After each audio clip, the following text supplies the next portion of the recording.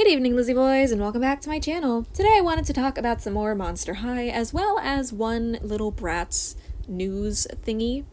So, we got more stock photos of Nefra, which is pretty exciting, and we got to see, there's something on her computer screen. We don't know if it's just, something they threw in there for fun, or if it's gonna actually, be a teaser to some new dolls.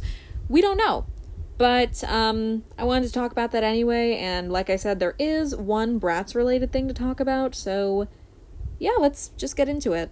I'll start with the Bratz thing. So we are going to be getting a Bratz fan club. Now, we had actually heard about this before, or at least I had heard about this. I don't know. But it's basically going to be very similar to the fan club. There will be exclusive merchandise, early access to Bratz products. But, unlike the fan club, there are plans to create physical and digital events for fans, and they are also saying that the fan club will be used to listen to what the fan base wants for the brand's future. Now, Monster High, the fan club did kind of offer things similar to that, not really in-person events, but they did say stuff like, oh, we'll show you guys behind-the-scenes stuff, you guys will, we'll take your advice and stuff, you know? There was a lot of promises like that before the fan club started, and so far, none of them have really come to pass. They promised us quarterly exclusives. So I think that was supposed to be 4 a year. We were supposed to get 4 exclusive fan club dolls a year, and that just kind of never happened. We only get 1 a year. I mean, there are some drops that you can only buy as a fan club member, like the Fang Vote dolls, so technically we get 2, but I don't know. Point is, the Monster High fan club has been a mess. We don't know if the Bratz fan club is going to be better. We don't know what it's going to be called either. I doubt it's just going to be Bratz fan club. They're probably going to come up with some quirky special name for it. But seems pretty cool. If the in-person events are only being held in California, I'm not going to be able to attend any of them as I live in Florida. So yeah, I don't really care for that part of it, but the other stuff sounds cool. I'm not looking forward to more exclusive Bratz drops, though, considering Bratz.com is a terrible website, and the drops never really go all that well.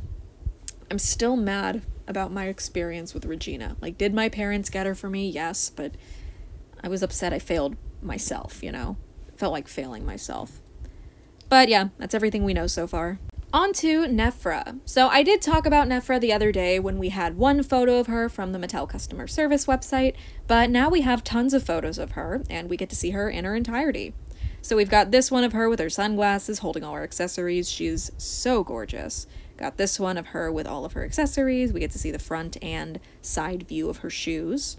Got this one of her looking at her eye coffin with a scorpion on the back. That's a scorpion, right? Yeah, that's a scorpion. I'm not stupid. I know my animals. I really like her sunglasses. I think they implemented the purple into her design so well. A lot of you guys pointed out in the comments that her color scheme is that of an iridescent beetle. I am not a bug person, so I didn't know that, but that's actually a really cool reference.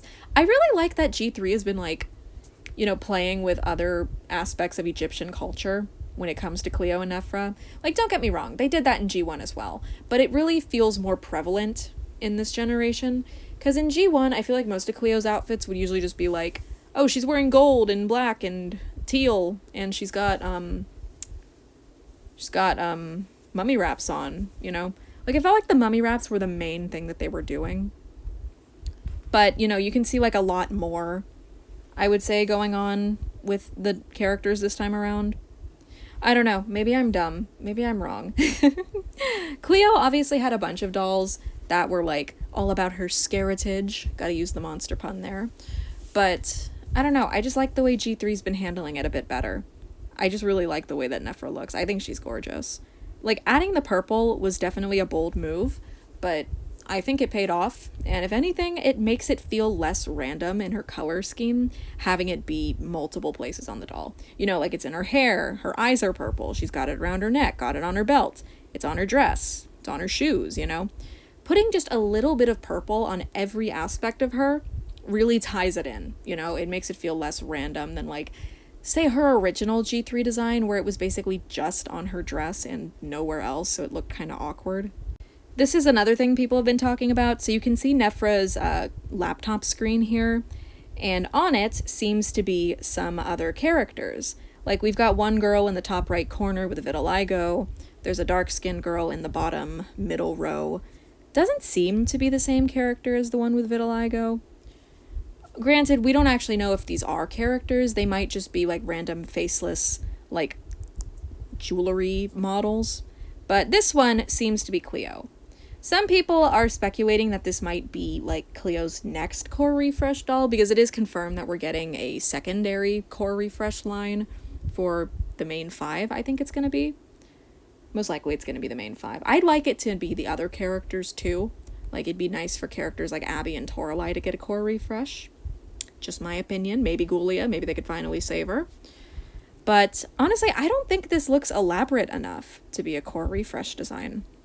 Like, this is a very basic slip dress. You're obviously meant to be focusing on the jewelry. So maybe the jewelry is what we're supposed to focus on and not the dress itself.